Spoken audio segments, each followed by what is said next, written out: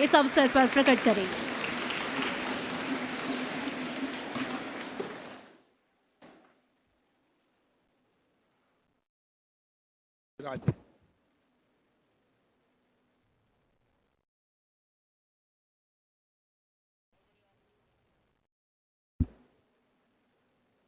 आज इस ऐतिहासिक संविधान सदन में आप सब इस माटी में पैदा हुए जन जन के नायक, लौह पुरुष, आधुनिक अखंड भारत के निर्माता सरदार वल्लभ भाई पटेल की जयंती के इस शुभ अवसर पर पधारे हैं। मैं आप सबका इस संविधान सदन में हार्दिक स्वागत करता हूं, अभिनंदन करता हूं। आप जिस स्थान पर बैठे हैं वह स्थान हमारी आजादी का गवाह रहा है। जिस स्थान पर आप बैठे हैं वहां पर संविधान सभा ने एक लंबी बहस, लंबी चर्चा, लोकतांत्रिक मूल्यों के आधार पर संविधान का निर्माण कराया। ये वह जगह है जहां सरदार वल्लभ भाई पटेल ने बैठकर संविधान बनाने में अपनी महत्वपूर्ण भूमिका निभाई। इस केंद्रीय कक्ष के इस संविधान सदन में आज आप बैठकर सब गौरवान्वित महसूस कर रहे हैं, जिस जगह पर हमारे देश की स्वतंत्रता की आज़ादी के लड़ने वाले नायक और आज़ादी के बाद नए भारत के निर्माण में जिन्होंने भूमिका निभाई, उस जगह आप बैठकर आज सरदार वल्लभ भाई पटेल को याद कर रहे हैं। मुझे खुशी है कि आपने सरदार वल्लभ भाई पटेल के बारे में जो विचार रखे, जो मनन चिंतन, उनके ऐतिहासिक पृष्ठभूमि के आधार पर आपने जो अपने मतों का व्यक्त किया, मुझे ऐसा लगता है कि मेरी ये युवा पीढ़ी सरदार वल्लभ भाई पटेल की प्रेरणा से, उनकी जीवन गाथा से, उनके जीवन दर्शन से आज भी प्रेरणा लेकर देश और राष्ट्र को गौरव पर पहुंचाने के लिए कृत संकल्प है। इसके लिए मैं नौजवानों को बधाई देता हूं, शुभकामनाएं देता हूं। सरदार वल्लभ भाई का पटेल का व्यक्तित्व, उनकी दृढ़ता, उनकी संकल्प शक्ति, उनकी विजन एक ऐसा था जिन्होंने आजादी के बाद एक ऐसे भारत का निर्माण कराया जो विविधताओं से भरा हुआ है, जहां अलग अलग भाषा, अलग अलग संस्कृति, लेकिन वह कृत संकल्प थे, दृढ़ संकल्प थे कि हमें अखंड भारत बनाना है, मजबूत भारत बनाना है। तो इस देश की छोटी छोटी रियासतें, छोटे छोटे राजाओं के राज, कई बड़े निजाम, नवाबों के राज, उन सबको एक साथ मिलाकर हमें सबका भारत बनाना है, जिसमें सब धर्म, सब विचार, सब जाति के लोग रहें। और इसीलिए उन्होंने भारत के अंदर विलय करने के लिए जिस दृढ़ता के साथ, जहां दृढ़ता की आवश्यकता है वहां दृढ़ता की, जहां विनम्रता की आवश्यकता, विनम्रता का उपयोग किया, और जहां कठोर निर्णय लेने की आवश्यकता पड़ी वहां कठोर निर्णय भी लिए। और इसीलिए इतने बड़े देश को एक साथ विलय करना, जहां छोटी छोटे राजाओं के राज हो, नवाबों के राज हो, उनको विलय करना कितना कठिन होगा। लेकिन उनके विचार, उनकी दृढ़ता, उनका नैतिक साहस इतना था जिसके कारण सब लोगों ने स्वेच्छा से विलय करने की सहमति दी, और जिन्होंने स्वेच्छा से विलय करने की सहमति नहीं दी उनको नैतिक आधार पर निर्णय कर और उनको समर्पण करने के लिए बाध्य किया। और इसीलिए एक स्पष्ट सोच, स्पष्ट विजन से हम कैसे देश को बदल सकते हैं, हम किस तरीके से आत्मविश्वास से, दृढ़ता के साथ किस तरीके से अपने जीवन में भी और देश के जीवन में बदलाव ला सकते हैं। जब हम महापुरुषों की जीवनी को पढ़ते हैं, उनके जीवन दर्शन को समझते हैं, तो हमें भी प्रेरणा मिलती है कि कितना कठिन परिश्रम और कितना कठिन दौर होगा। जब आजादी की लड़ाई लड़ी उन्होंने, तो आजादी की लड़ाई में चाहे किसानों का आंदोलन हो, चाहे सत्याग्रह हो, और उस समय भी उन्होंने एक दृढ़ता के साथ आंदोलन किया, महात्मा गांधी के विचारों से प्रभावित हुए और देश में अलग जगाने का काम किया। लेकिन आजादी के बाद जब देश आजाद हुआ तो कई सारी हमारे सामने चुनौतियां थी, कई सारे हमारे सामने संकट थे। लेकिन किस तरीके से चुनौतियों, संकट के बाद भी इस भारत को बनाने में उनकी भूमिका हम सबके जीवन को नई प्रेरणा देती है। और इसीलिए हमेशा जीवन के अंदर अत्याचार के खिलाफ आवाज उठाने का साहस होना चाहिए। हर कठिनाइयां, चुनौतियों से लड़ने का आत्मविश्वास होना चाहिए। हमारे जीवन के अंदर जो संकल्प, जो सपने देखे हैं, उन संकल्पों को पूरा करने के लिए नैतिक साहस होना चाहिए। तो निश्चित रूप से एक दिन हम उसकी सफलता प्राप्त करते ही करते हैं। आपके व्यक्तिगत जीवन में भी आप देखते होंगे, जो सपने आप देखते हैं, उन सपनों को पूरा करने के लिए आपके पास अगर साहस है, दृढ़ इच्छा शक्ति है, आत्मविश्वास है, तो आप बड़े से कठिन काम को भी सरलता से, सहज रूप से पूरा कर लेते हैं। यह हमारे व्यक्तिगत जीवन के अंदर हमेशा महापुरुषों से हमें प्रेरणा मिलती है।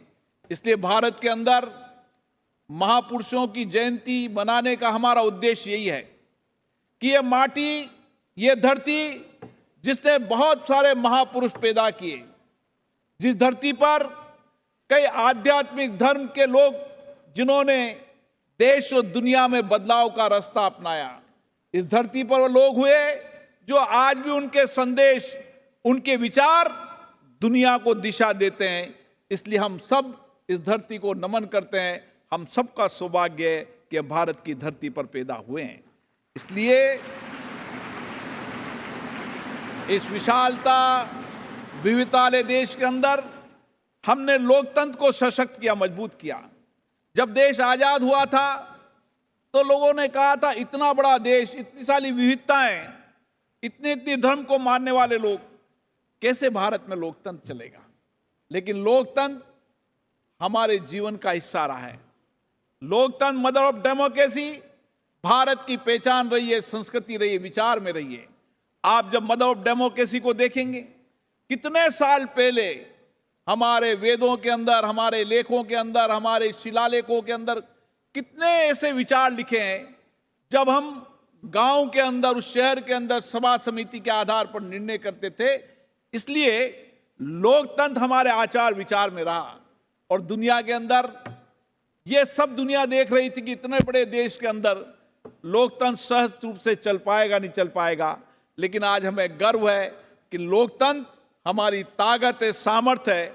और इस लोकतंत्र के माध्यम से इसी केंद्रीय कक्ष में हमने संविधान सभा के माध्यम से संविधान का निर्माण किया।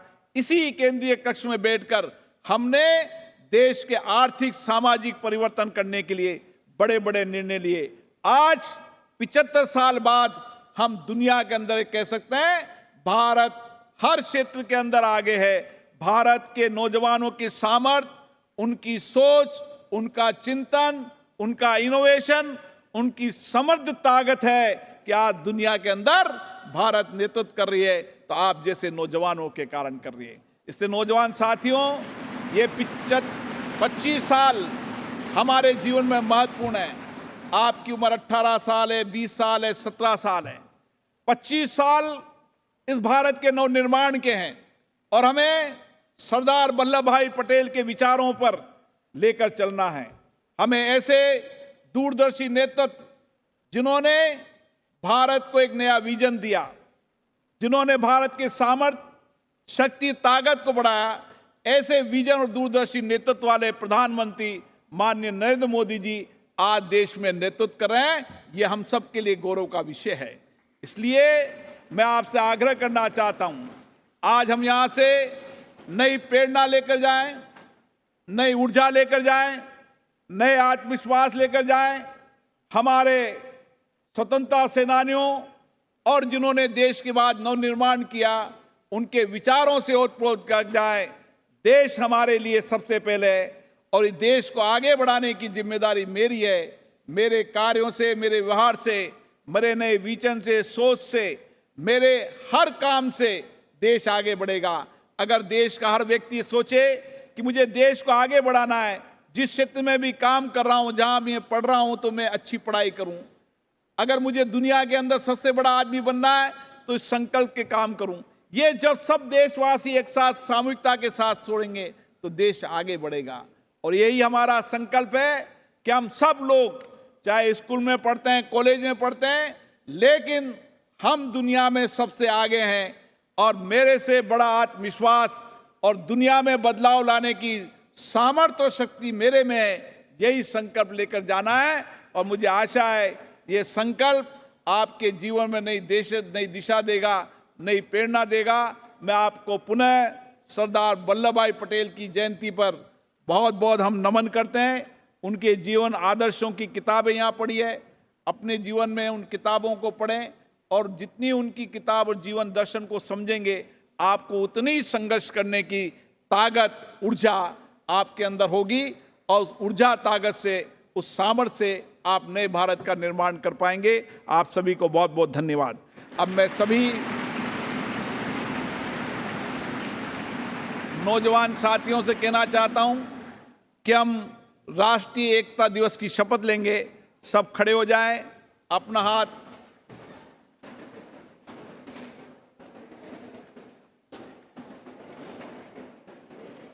मैं बोलूंगा, आप दोहराना।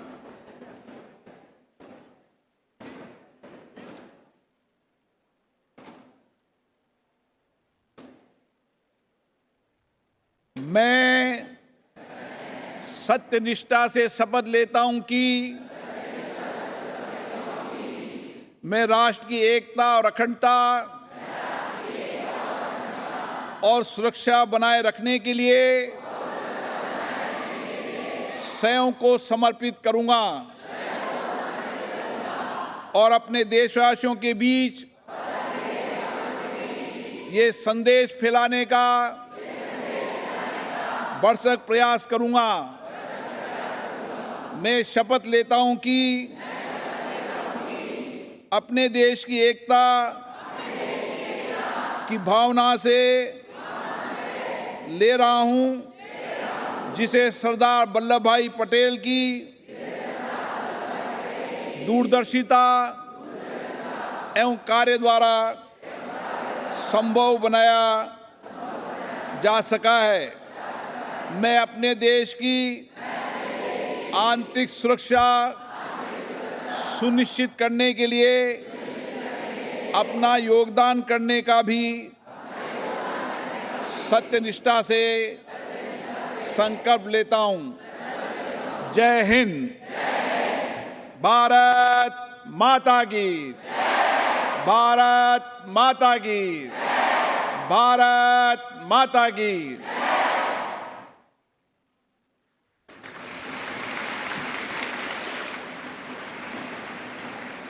बहुत बहुत धन्यवाद माननीय लोकसभा अध्यक्ष श्री ओम बिरला जी आपका। विश्व स्नेह का ध्यान करें, सबका सब सम्मान करें। भारत का ये सम्मान है, एकता हमारी शान है।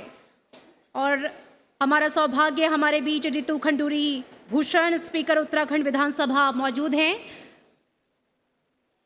और कार्यक्रम के अंतिम पलों में ये जो पल हैं उनको स्मृतियों में संजोने के लिए मैं गुजारिश करना चाहूंगी ग्रुप फोटोग्राफ के लिए आप लोग समूहों में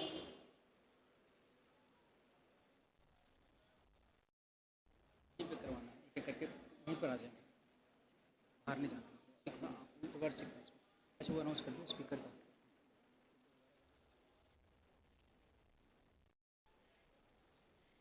खंड खंड भारत को अखंड करने वाले लौह पुरुष सरदार वल्लभ भाई पटेल की जन्म जयंती को हम राष्ट्रीय एकता दिवस के रूप में मना रहे हैं और आज हमने राष्ट्रीय एकता दिवस के अवसर पर शपथ ली।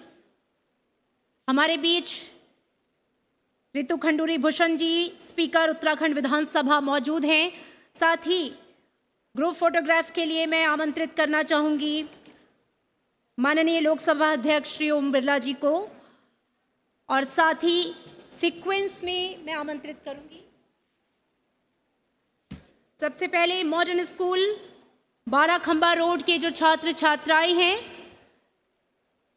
कृपया सामने पधारें ग्रुप फोटोग्राफ के लिए।